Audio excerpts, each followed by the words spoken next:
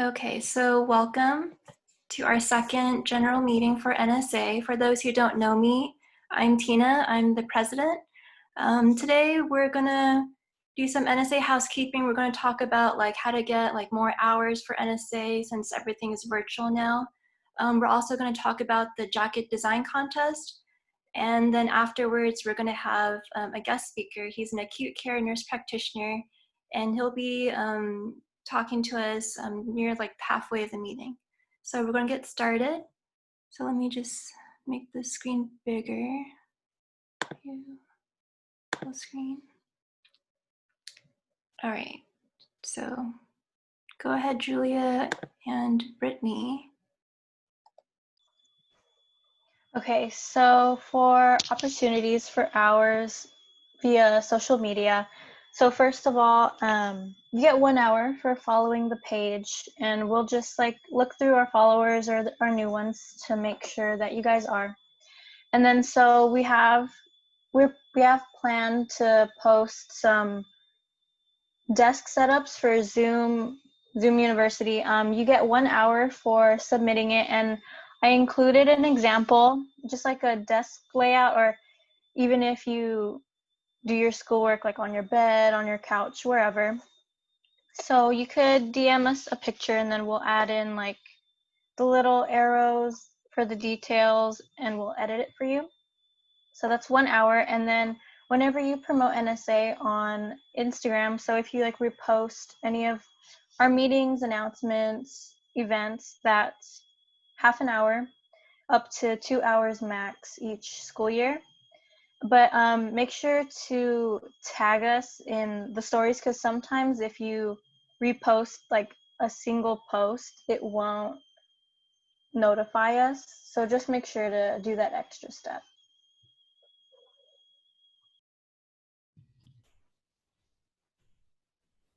Technical difficulties.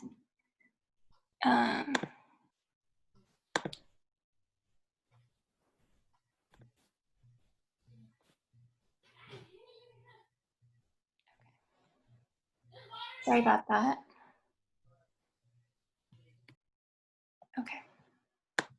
Okay, hi everyone, I'm Brittany. I'm the membership director, and we have some virtual opportunities for you guys to earn some hours. So first of all, we have 2 virtual Zoom meetings, and you can earn half an hour to 2.5 hours depending on the meeting you go to. And you earn half hour by just going to, you earn your hours based on how long the meeting is, and then you earn another half hour by sending me a 1 to 3 cents quick summary about what you learned at the meeting. And then to also prove that you were there, you also need to take a screenshot of yourself and then send it to my email, which is csufnsa.membership@gmail.com, and my email is also on the club website. Next slide. Okay, so the first meeting is actually today at 3 p.m. and it's going to be a talk on sunlight, its role in vitamin D deficiency, which is a Q&A talk by Dr. Sakamoto, who teaches some of our RN BSN classes. And the Zoom ID is on the screen here, and the same exact picture is also on our club Instagram page. So if you want more information about this, you can always just go to the Instagram. But it's a really quick meeting just about vitamin D, and it's only 1 hour. Okay, and this meeting is hosted by the Orange County National Association of Hispanic Nurses, and that's this Thursday from 6 to 8. And it's about COVID-19 in Latinx communities. And what they're doing at that meeting is that they're dispelling myths regarding COVID-19 and then talking about the benefits of the vaccine. And we're going to be posting more about this event later this evening on our Instagram page, so you know where to RSVP and where to find the Zoom link. And for this meeting, you can earn up to 2.5 hours because the meeting itself is 2 hours long, and then there's another half hour for the summary.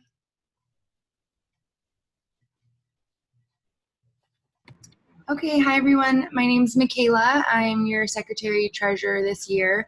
I know that we have posted about our jacket design contest on our Instagram, and it was also included on your newsletter. So this is just rounding out, making sure you all hear about it. So if you are a returning nursing student, then maybe you have this jacket that I put a picture And if you're new, then you have no idea what I'm talking about, but hopefully I can explain it very quickly. So last year, NSA came up with a School of Nursing jacket. And this is something that a lot of the students and even the faculty loved, because we don't really have any School of Nursing jackets. You can't buy them at the bookstore, and the campus is closed right now.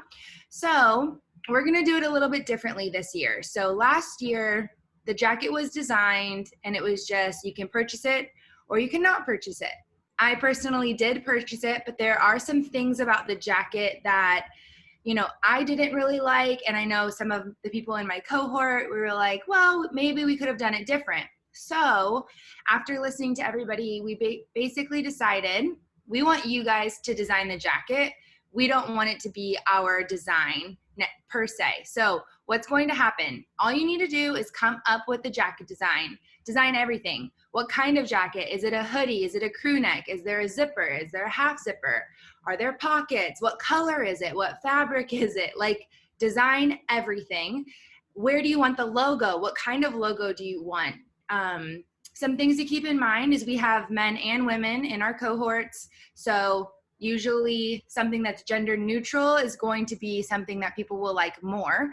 So basically from now until November 20th, I will be accepting all of your design submissions to my personal NSA email account.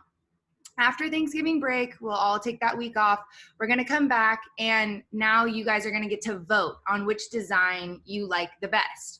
So basically the design that wins is going to be our new jacket. That person who created the design gets their membership dues reimbursed, and you're also going to get a Starbucks and an Amazon gift card just to say thank you, because you're taking the time out of your studying and your crazy busy schedule to come up with a jacket, and that's really appreciated. So basically, over winter break, I'm gonna handle all of the designing that goes into these jackets. They're custom made, so they take a little bit of time, but the goal is that everybody will be able to order them, ship them directly to your house, and you will get them in the spring.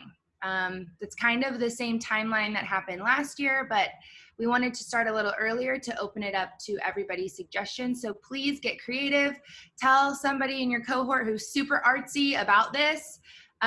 Complain to them about the things you didn't like in the last jacket, and maybe we can get a new one that everybody likes. So thank you. That's everything from me. Hi guys, my name's Danny. I'm the NSA historian. I wasn't here at the last meeting because of work, but I'm here now. I just want to start off by thanking everyone for coming. I know everyone's like really busy, whether it's with clinical or work or anything. So thank you for taking the day. Thank you for taking the time out of your day to come. So we just want to get to know you guys a little better. So we're going to play an icebreaker game. So what's going to happen is we're all going to split up into breakout groups, and there's going to be about 2 or 3 board members in each group. And we're just going to play 2 truths and 1 lie and kind of introduce and get to know each other. Okay, sorry, technical difficulties. Let me exit out of this. Okay. Before the icebreaker starts, can I make a quick announcement? Yeah, go ahead. Okay, hi everyone. Dr. Otteson is here, and she would like to make an announcement. So that's all. I will be quick. At our undergraduate meeting last week, we usually have the representatives for all the cohorts that meet and come to our meeting. So they bring any concerns from your class. I hope you guys are aware of that. Brittany's one of them. But we feel like it's not a very conducive environment if you truly have concerns that you want to express, because all the faculty is in there and right up to the director. So we are forming a task force. It's called Student Affairs Task Force, that we will meet with you in a more casual setting so that you can more freely express any concerns you may have, and we hopefully can answer them for you or let you know who you need to bring them to if it's something we can't handle. It's going to be co-chaired by myself and Michelle Schwartz. Ashley Riley will also be involved, as will Dr. Miller, Dr. Fortes, and I think Dr. Ringel, who is retired, but she's done a lot of the peer mentoring. We were hoping to have representation from NSA, 1 to 3 members from NSA to come to these meetings. We haven't set times yet. We want to make sure we could work it into your schedule, and then we'll work our schedules into yours because we don't want to interrupt your busy times. We also will have our representatives invited, and we also wanted some of the peer mentoring folks to join us as well. So we have a list of concerns through the years from the peer mentoring group, and we want to address those because it seems like nothing really gets done. We make lists of your concerns, but nothing changes. So we want to change that for you if we can. So if you guys have any interest or know any friends that have an interest in doing that, have them email Michelle or myself. I'll put my email in the chat, and I'll let you guys get back to your meeting, but I just wanted to let you know about that. All right, thank you so much. Okay, so I'm trying to add people, and so let's do it. Did it work? Oh.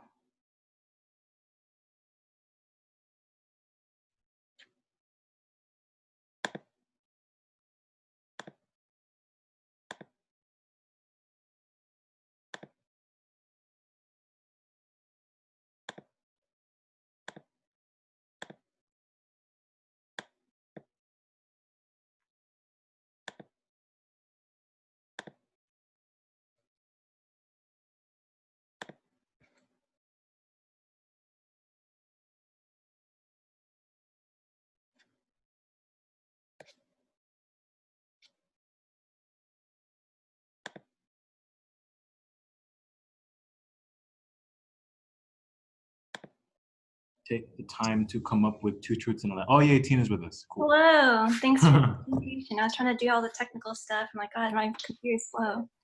Okay, so Gabriel, you were explaining the rules? Yes, but I think you might know them better. No, you can go ahead.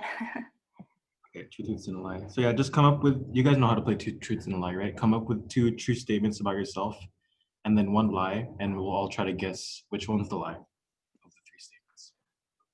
It'll take like 2 minutes, I guess, to come up with those. And me and Tina have ours ready, so whenever you're ready. Yeah, so let me open mine up. By the way, I'm really bad at these type of games. I remember the last time I played this, I said like, oh, I wasn't born with the first name Tina. And I'm like, oh God, I just said like my name. So yeah, that's why I have to like be careful and not give it away.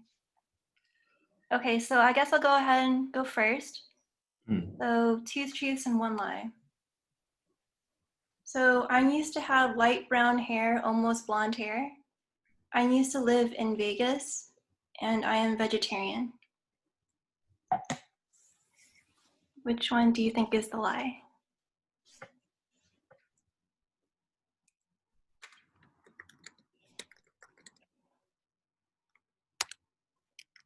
Maybe type in the chat if you want to, so we're not all just blurting out. Yeah, or you can try, say it out loud if you want. I think the first one about your hair. My hair? Okay. Does anyone else think something else?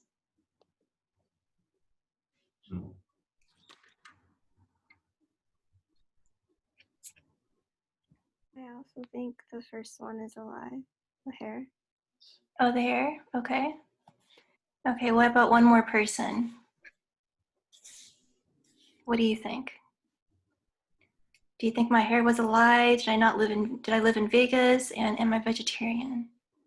Do you think my hair was a lie? I'm not vegetarian.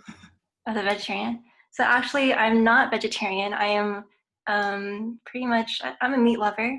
But yeah, like I think 5 or 6 years ago, I did dye my hair or bleach my hair really light, and it got to the point where it was super damaged. I had to like cut it all off. But it was fun while it lasted. And then I did live in Vegas for a couple years, so that was fun. But yeah, that's enough about me. Who wants to go next? I can go ahead because I had mine too. Okay. Yeah, they have more time to make theirs. Yeah, okay. let's think about it. My 3 statements. Okay, 1, I used to have blonde streaks in my hair. Blonde streaks. 2, I'm a former Taekwondo black belt. And 3, my left eye is legally blind. So which one is the lie? I think the left eye thing is a lie. Left eye? I agree. Okay. Okay. Cool. What else? Who else?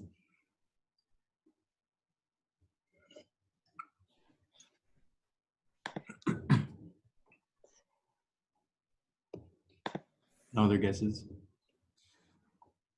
Danielle. Oh, there's another Tina here. Hey, Tina.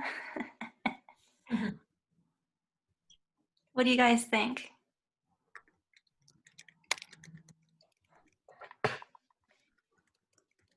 Sorry. Okay. I guess that's a compliment. You believed I was a Taekwondo black belt. I wasn't. I was a red belt. And my left eye is blind. I don't even know our prescription, but it's super bad. I was born without using it. So I had to learn how to use it. I have astigmatism. Oh, okay. And Wait, did you say you wear glasses or no? I have contacts on. Your contacts. Okay. So I tried to trick you. I would have worn my glasses, but would have made it easy. Okay. All right, who wants to go next? Tiffany looks ready. Sure. So I like to hike. I love the beach, and I'm from Huntington Beach. That is hard. Yeah. You're not from Huntington? Correct. Oh, you're not from Huntington? Oh, I was gonna think that I'm too. from Northern California, Oh, okay. What part? Oh. San Jose. Oh, okay. Yeah, Very cool. I just moved down this way. You liking SoCal so far? I do, yeah. I mean, I went to school for my first bachelor's degree in San Diego, so I Oh, was down here for like 5 years for that. So oh, nice. Perfect weather all the time, right? Okay, I love it here. that's good. Okay, who wants to go next? It looks like, hold on. What room is this? 6? I think it's 6. Yeah. Sorry, I'm kind of eating, so you don't No see me worries. now. Yeah, Waverly said, is she here? Yeah, Waverly said her laptop was dying. Oh, Oh, there she is. I see you now. Okay. Danielle, do you want to go? 2 truths and 1 lie? I've been to Italy. I know how to play the piano, and I was born on a holiday. This is tough. You guys are testing me. I think the fact that you were born on a holiday is a lie. Yeah, that's a lie. Nice. I didn't have anything else. Very nice. I'm usually bad at these games. Where'd you go in Italy?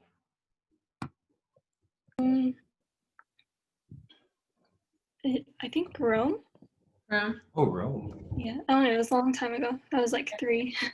Wait, travel is a good idea to use for this game. I should have thought of that. Oh, yeah. I studied abroad in Italy, so that's what I'm curious. Oh, nice. Oh. How long did you study abroad for? 6 weeks. Oh, so short.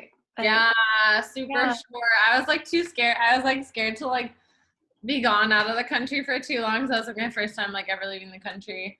But now I regret like not doing a semester, but oh well. Oh well. It was a good experience, huh? Exactly. I should have done that. Good Like, fun. study abroad. I had to at SDSU. It was required for my major. You had to study abroad. Oh, Oh, really? what was your major? Oh. I was kinesiology.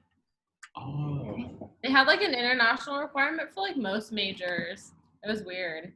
There's obviously like shorter things you could do. Like there are like 2-week programs, or there was this program where you could go down to like Mexico and do something there. I think it's kind of like a service kind of thing. So there are obviously like cheaper options than like going to Italy, but No, that was a good choice to go to Italy. I'm sure you have lots of memories.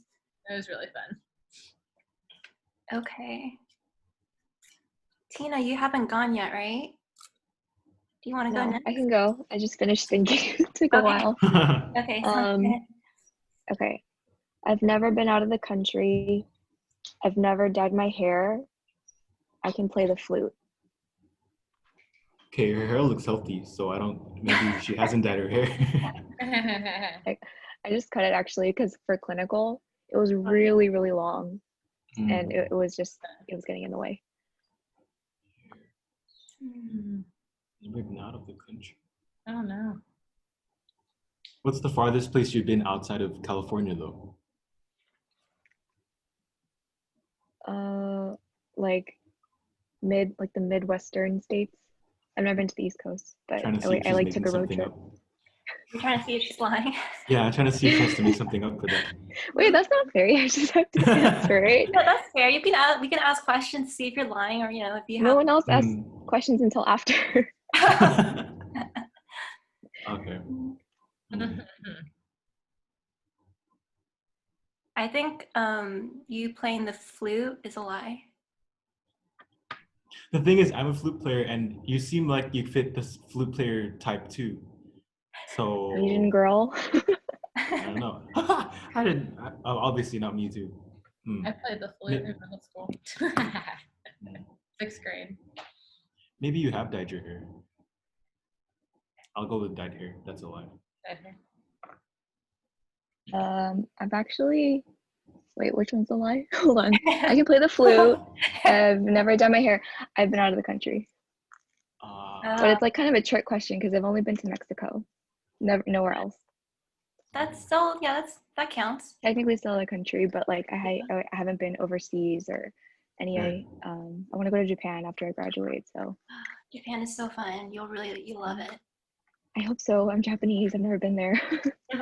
It'll be super exciting. Once you have ramen over there and you come here, you're like, oh, it's not the same.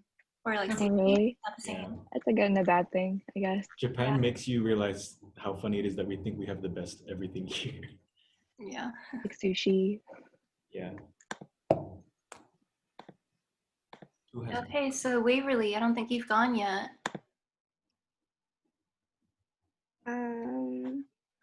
Okay, I can go. So, favorite hobby of mine is hiking. I have 4 younger siblings, and my name is from a movie. Her name is from a movie. That Disney movie. Oops.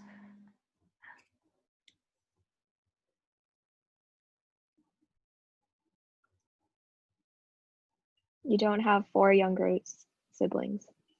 I agree. Probably like 2 or 3.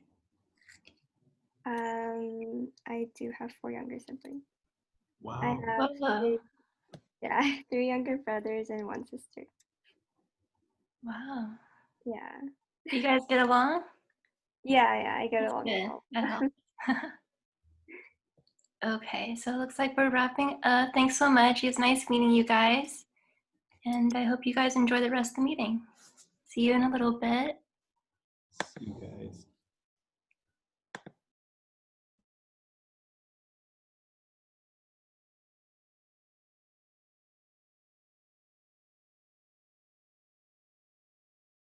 Sorry, guys, we have to readmit everybody, but then we'll get started again.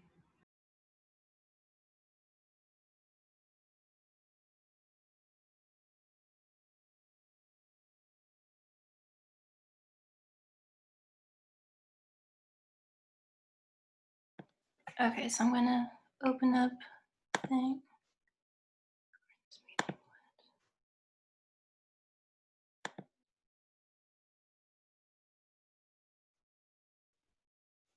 Oh, I didn't share my screen. And before we start the guest speaker portion of the meeting, whoever's wearing pink or like would like to get hours for their pink shirt, could you please leave your camera on for the remainder of the meeting so that I can like track who's wearing pink so I can give hours. Thank you. Okay, so it looks like I'm still recording. Oops. Oh my God. Sorry, guys. Sorry, Gabby, you raised your hand. Oh, yes. I just had a question. Yeah. Where do we check our hours? Or we track our hours? Okay, so yeah, I was gonna give an update on that, but I emailed some of you guys over the past few weeks about hours already. So last year there wasn't a membership chair, so all the hours are kind of all over the place for everyone. So I'm basically like redoing everything and updating the master list, and I still have to update everyone's hours, but I have a deadline of November 1st. So by November, the master list should be up on the website again. You guys will be able to see your hours, but as of right now, it's still like in construction, or I'm still working on it. So Okay. just bear with me for a few more weeks. Like, No worries. Thank you. Sorry about that. No problem. Thank you. Okay, does anyone else have any more questions before we start the guest speaker portion? Okay, so I think I saw Jesse in our thing. Welcome. I'm here. How are you doing? Doing well. How about yourself? Good. Thank you so much for taking the time out of your busy schedule to speak with us. We really appreciate it. So we're going to open up the floor to any questions. But first of all, Jesse, did you want to introduce yourself and kind of talk about your background and whatnot? Sure. All right. So hello, guys. My name is Jesse. I was a student at Cal State Fullerton. I did my BSN at Cal State Fullerton. I really enjoyed the program. I was pretty active with NSA from day one, actually before I even got into the nursing program. I went on to be the membership chair, and then I became the president of the chapter. So I was the president from 14 to 15, and then chair the year before that, and then I think I did like the website and stuff the year before that. Anyway, so I went on after graduation. I went and worked in the ED. I worked at UC Irvine, which is a level 1 trauma center. I became an ED nurse / trauma nurse. I primarily did trauma almost every day. I did that for a few years there and at Loma Linda, where I now work full-time. ED was my go-to. I loved it. I loved everything about it. And after that, I went on to school and chose to get my master's and become a nurse practitioner.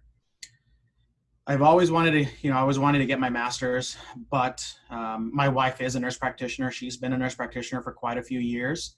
So that was a motivation that I had, and it allowed me to have the flexibility that I do now with my work schedule. So I love it. I love everything about it. I did serve 8 years in the military prior to nursing school, and my first choice in career was military. I thought I was going to make, a career out of the military, but things changed. My goals changed, and I ended up with nursing. And other than that, I mean, that's pretty much it.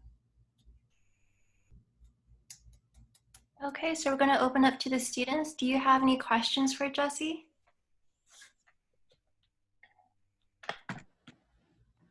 I'll get the ball rolling. So we can't, well, personally, my clinical group, we're not allowed to go into the emergency department this rotation because it's an N95 only zone. We are not outfitted with N95s.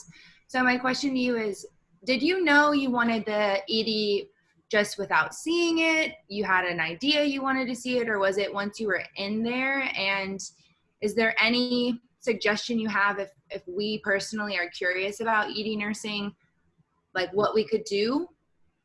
Sure. Actually, that's a good question. I'm the type of person that's I always need to be moving. I can't stay in one specific spot.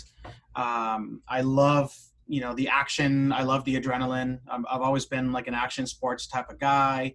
In the military, I was always into a fast-paced type of environment.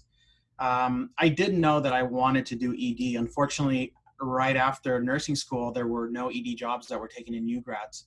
So I did work med surg for just a few months, and I realized that I hated it so much that I needed to go back to the ED.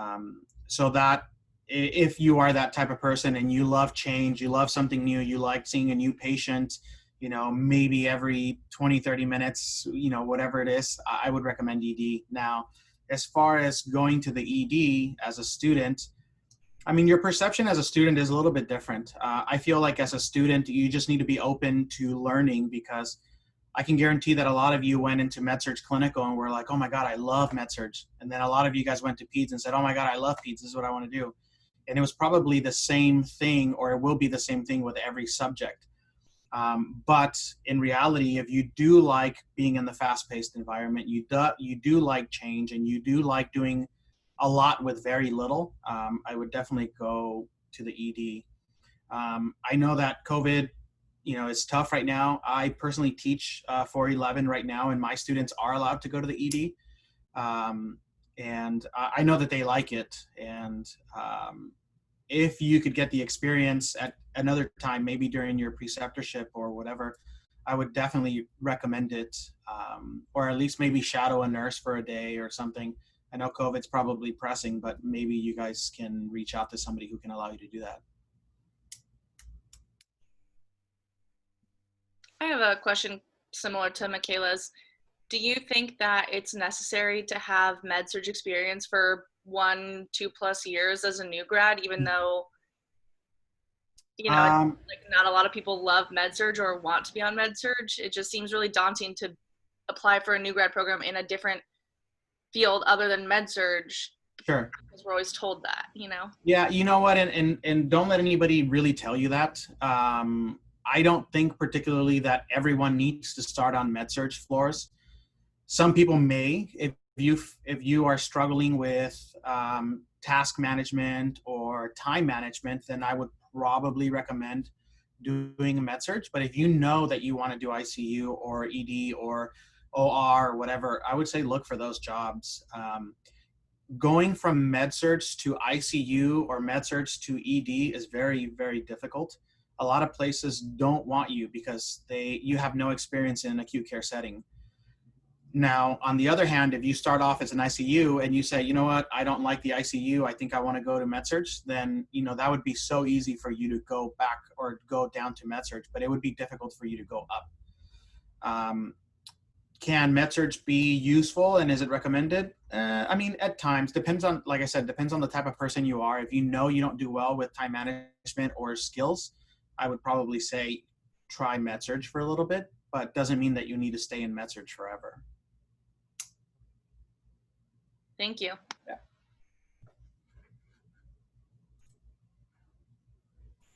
I have a question. Sure. How did you prepare yourself for the NCLEX? Good question. So one of the things that really worked for me was the Kaplan live review. Why the live review? I can't, like I told you guys earlier, I can't stay in one place and, just task myself with doing it online and watching videos online. I have to actually attend something to pay attention. I felt that the NCLEX review, at least the live review, was very helpful in the sense that it prepares you on how to read the question. Everything that you know that you need for the NCLEX, you probably will know by the time you leave school.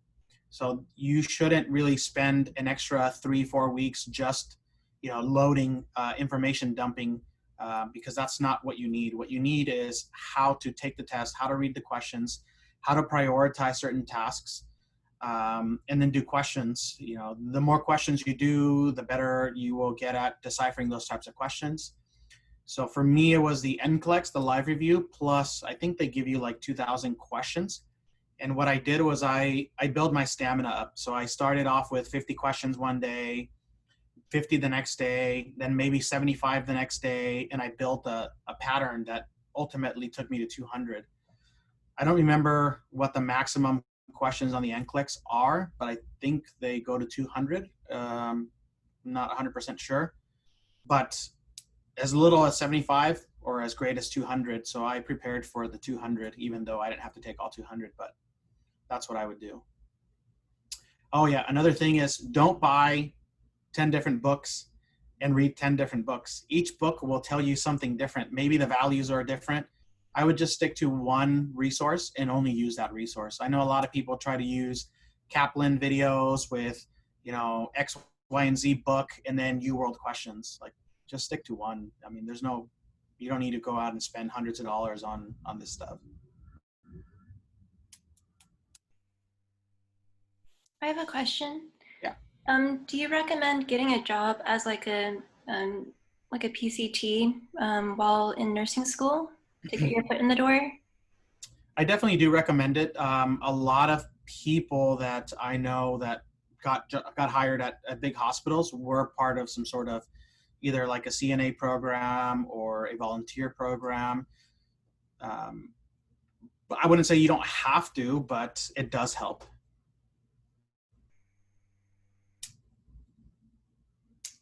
I have a question. Can I add on to Tina's? So for those who don't work in the hospital right now, what are some ways that you can make your application look a little better, or what can you do during this time while waiting to apply for new grad positions? Sure, I mean, a couple of the things that you can do if you're not working is maybe go online and find some sort of certifications or extra things that you can educate yourself on and get some sort of small certification or show that you're, committed to this field. A lot of people probably don't have ACLS. Maybe you can go out and get your ACLS, get your BLS. I'm sure probably most of you are required to have BLS. Look up the NIH scores and do that training, the stroke training. That's a certification that is done every year. So maybe that's something you could do, at least so that when you apply, you can show them that, these are all the certifications you have and you're ready for it. If you know you're going to work in labor and delivery, PICU, etc., I would go out and get your NRT or get your PALS, stuff like that. If you know you're going to work at a certain hospital, for example, let's say, I don't know, Saddleback Hospital, learn about the hospital, read about it. I mean, that's volunteer if you can.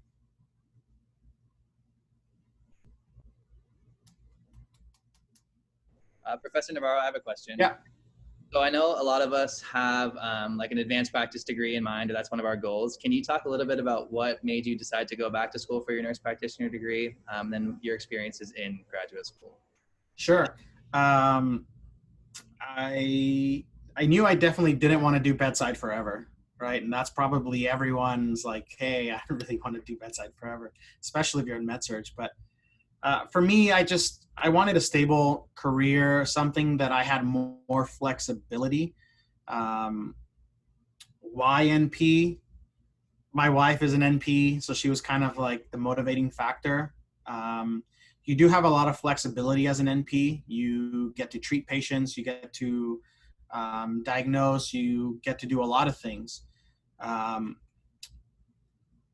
guess for me, it was just, I wanted to go one step higher. I knew I could already do certain things in the ED, but I wanted to take that extra step and maybe now help somebody else.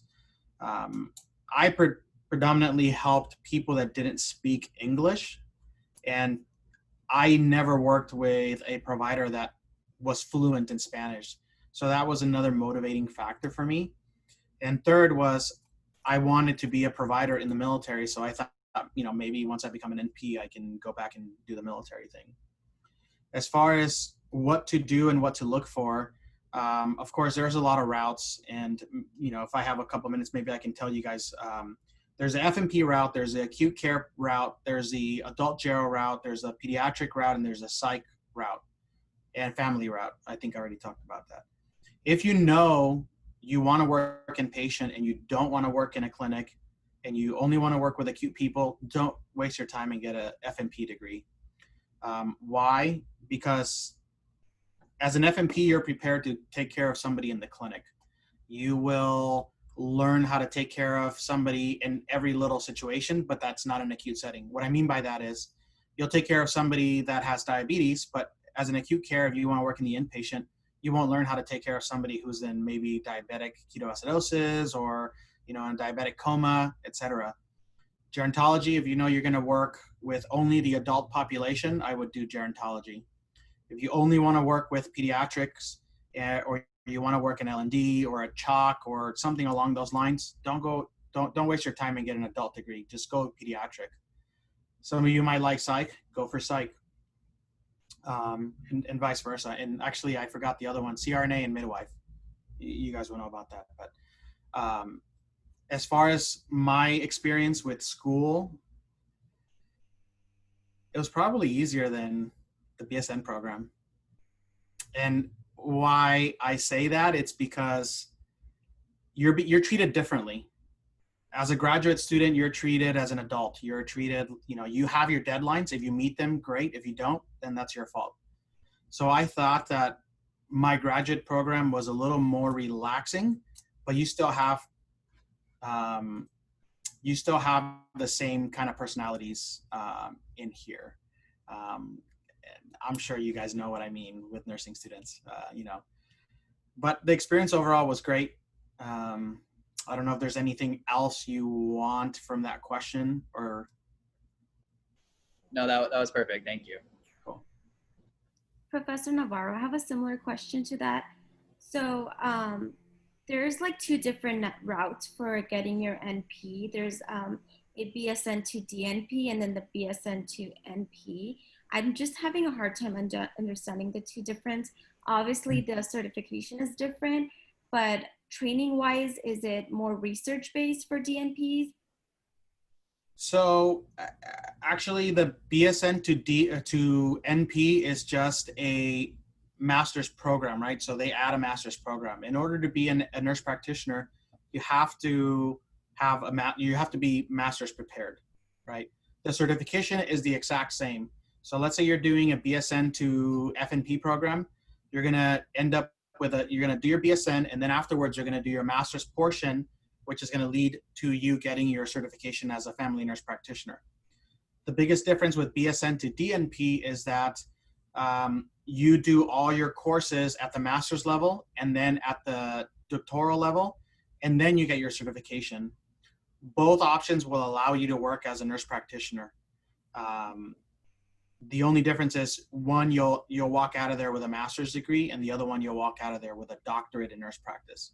Okay. Go ahead. If I am in the DNP program, I will get the same training as the NPs in a master's program. That's correct. The research classes. That's correct, because what you'll do is you'll do your actual classes, your core classes, your lecture classes, and then you'll also have to do your clinical hours. So the requirement for the FNP in both routes is the same. You'll still have to do your 500 hours of clinical hours. You'll still have to take pharm. You'll still have to take everything. The only difference is with the DNP program, you'll take more classes in order to get your DNP. Okay. Yeah. That makes sense. Thank you so much. Yeah. But to add to that, I read that I think by the year 2025, they're going to phase out master programs, and there are some schools already that are already offering the doctorate program. So is it advised to go for the doctorate program? Would it give you an advantage when applying for jobs? I think it will give you an advantage, but I don't think you should rush to doing it right away. The biggest part of anywhere that you go, whether it's an RN or an MP, it's going to be the experience, right? So if you have, you'll be able to get a job regardless, but I think the experience is probably key. Now, a lot of schools went from BSN to DNP because, and they don't allow you to actually get your FNP until you're done with your DNP. So they time it perfectly so that you graduate with your DNP and your FNP, because what a lot of students were doing is they were getting into these BSN to DNP programs, getting their FNP and then saying, see ya, and then stopping school and not finishing their DNP. And that's another reason also why a lot of entry-level master's programs don't allow you to get your RN until you're almost done with your MSN, because a lot of students go out and get their RN and then they don't finish their master's portion. I see. Thank you. Right now, are NPs still working under physicians? Or okay. Yes, so NPs are still working under physicians. I don't think that the new rule will take into effect into 2021. I think I read somewhere it was 2023. Okay, it might be 2020. Actually, it is 2023, and you'll have to have 3 years of NP experience. But as an NP myself, I am a big advocate for working with an attending physician. Mm-hmm. Every day, every patient, I speak to my attending physician and we formulate the plan together.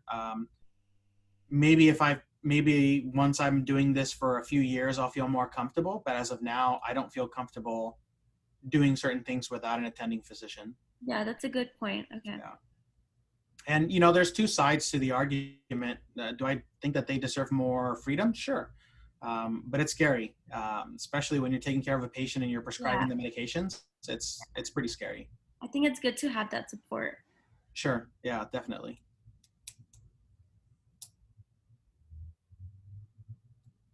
Anyone else?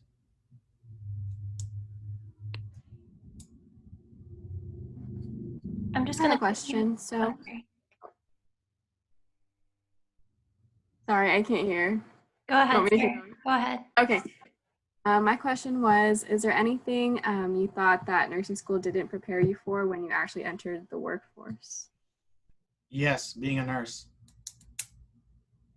School doesn't prepare you to be a nurse. They tell you that, you should know everything. That's not true. Don't be so stressed leaving nursing school and thinking, whoa, I don't know anything. That's normal. I think everyone feels like that, and everyone will feel like that. But that's the whole purpose of your preceptorship, your 16 weeks or whatever it is that you do. Your nursing school is supposed to prepare you for the bare minimum of how to maybe start critically thinking, basic labs, basic this, basic that. But it won't be until you actually get to the floor or to your work that you will actually start learning your real RN role. Are there any RNs here? One? Yeah. Yeah. So I'm sure they could probably tell you the same thing.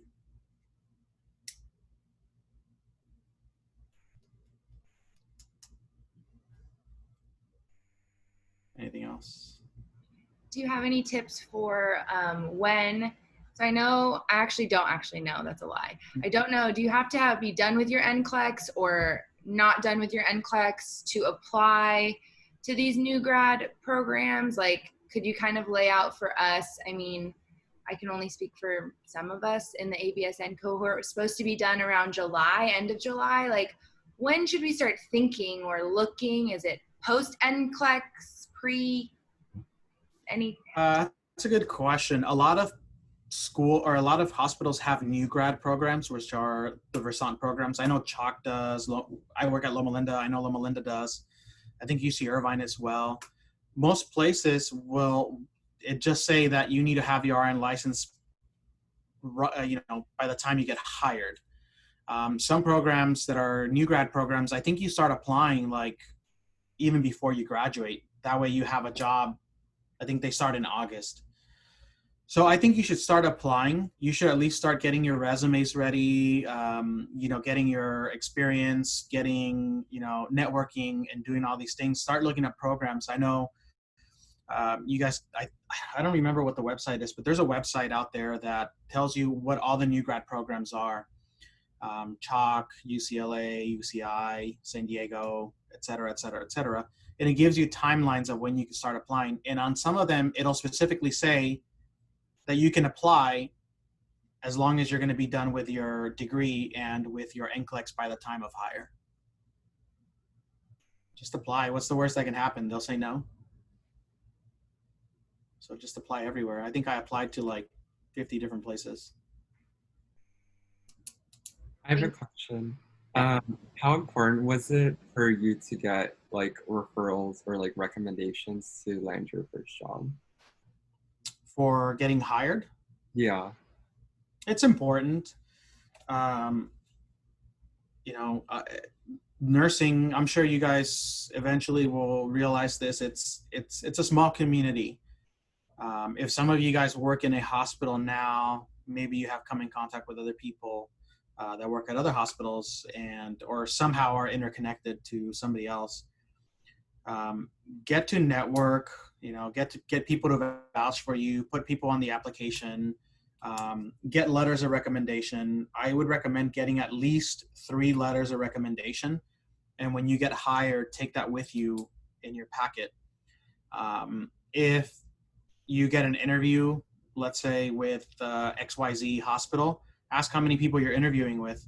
If it's a panel interview of 4, take 6 resumes just in case. Always take extra letters of recommendation, resumes, and hopefully those people that wrote you those letters will vouch for you. Don't get a letter from somebody that maybe won't be the best source or the best person to recommend you, but definitely do get some recommendations.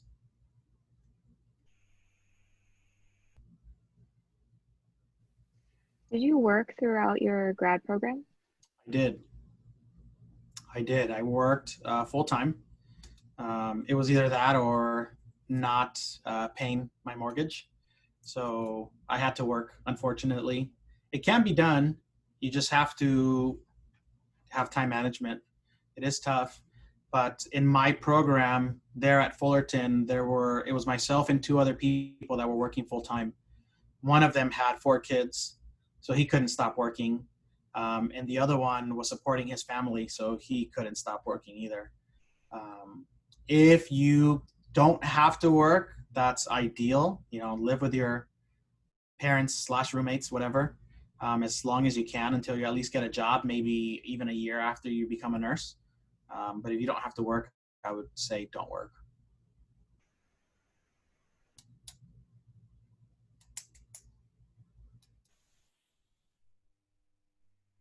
I had a question. I was gonna say, what's like the best time to get like a specialty? So, like, if you wanted to do pediatrics, like you get pediatric specialty, if you want to get go to ICU, like I'm pretty sure you have to take like courses and classes for that. Like, what's the best time to go start doing that?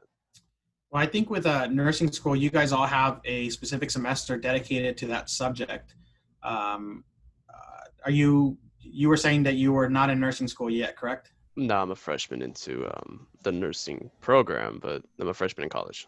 Gotcha. So what will happen is you'll do rotations throughout every subject. So one semester you'll do fundamentals, you'll go to any floor, any med-surg floor.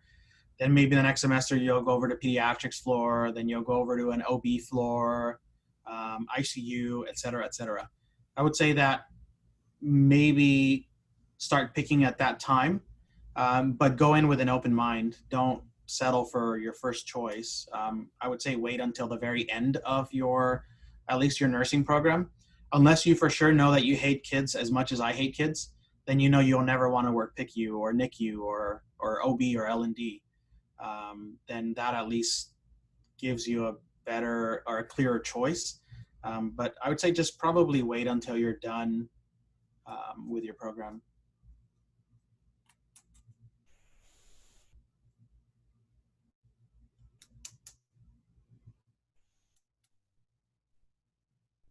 Any other questions?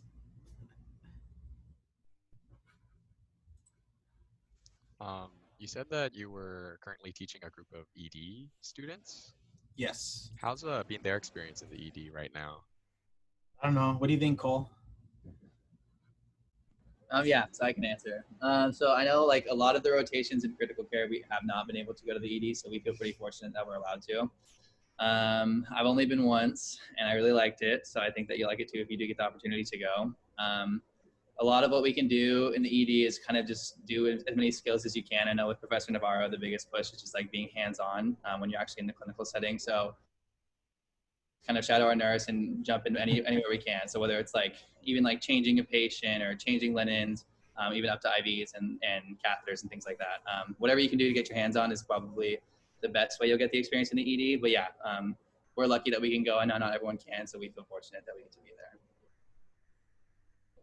That's a good answer. I have students on Mondays as well here at Loma Linda, and they go to the ED. Obviously, it's a bigger hospital than Saddleback where Cole is. So here they get to do a lot. Just to give you a little insight of the big differences, my students last night, I had 2 students in the ED, and they saw approximately 8 traumas, a gunshot wound, CPR, et cetera. And, it just depends on the facility you're at. But ED is ED. I mean, everyone is sick until they're not. You might work at a little super small hospital, and next thing you know, somebody will come in with a gunshot wound or whatever from the street. So if you get an opportunity to go to the ED at a later time, just like Cole said, I'm very big on just hands-on. Like I'd rather you do hands-on, try to learn everything or anything that you can. And that's how it should be for everybody in every clinical rotation. You know, ask your nurse, hey, what can I do today? Or, hey, I haven't done this. You know, can I do this today? So, yeah.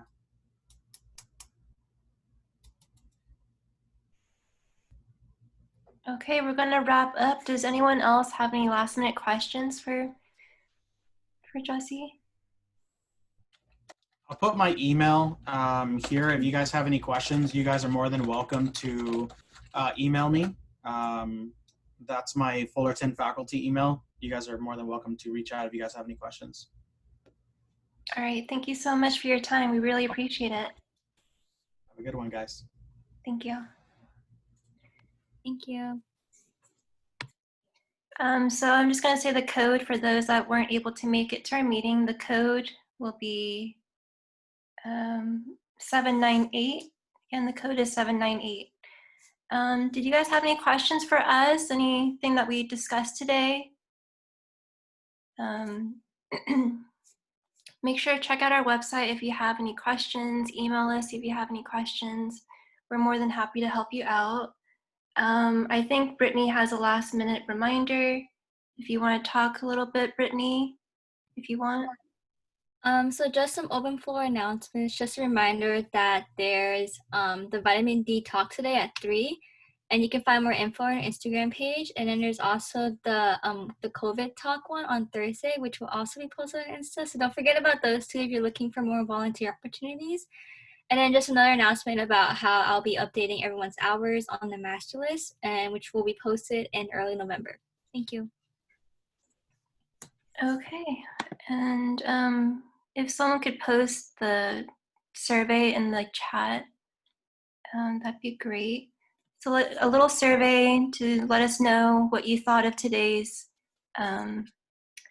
presentation. I can also share you our thing, so you can, like, if you have the QR code, you can scan it.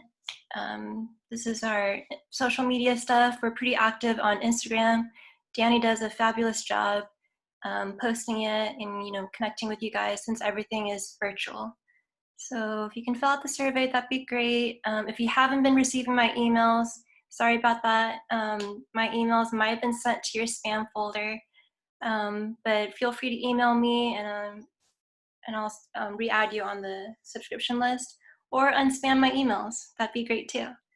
But that's pretty much it. Thank you so much for attending today's meeting, and we'll see you next month. Bye, guys.